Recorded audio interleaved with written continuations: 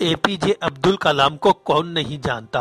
भारत के 11वें राष्ट्रपति और missile man APJ Abdul Kalam का जन्म 15 अक्टूबर 1931 को तमिलनाडु के रामेश्वर में एक साधारण परिवार में हुआ था।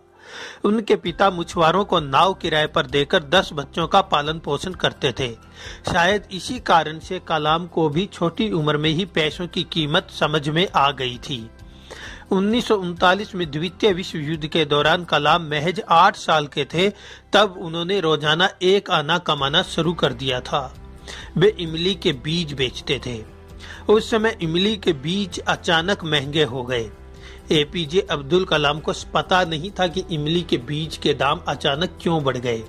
वे इन्हें इकट्ठा करते और जाकर बाजार में बेच देते। वे मस्जिद के पास वाली सड़क पर इमली के बीज बेचा करते थे और दिन भर में उन्हें इससे 1 आने की कमाई होती थी।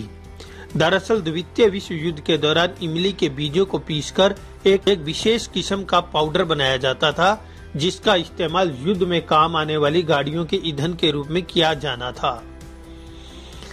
कलाम अपने चचेरे भाई शमसुद्दीन से बहुत प्रेरित थे।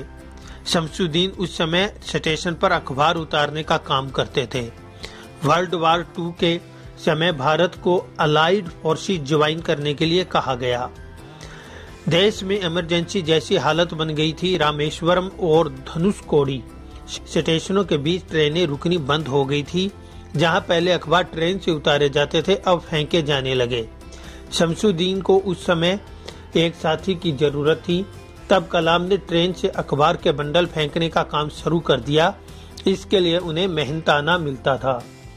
भारत सरकार ने 1981 में कलाम साहब को पद्म भूषण और फिर 1990 में पद्म विभूषण और 1997 में देश का सर्वोच्च नागरिक सम्मान भारत रत्न दिया।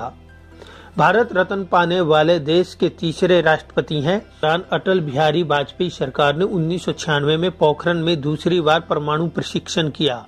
अब्दुल कलाम को 2002 में भारत का 11वां राष्ट्रपति चुना गया। एपीजे अब्दुल कलाम को भारत का मिसाइल मैन कहते हैं क्योंकि भारत के अंदर मिसाइल प्रोग्राम को डेवलप करने का श्रेय इन्हीं को जाता है।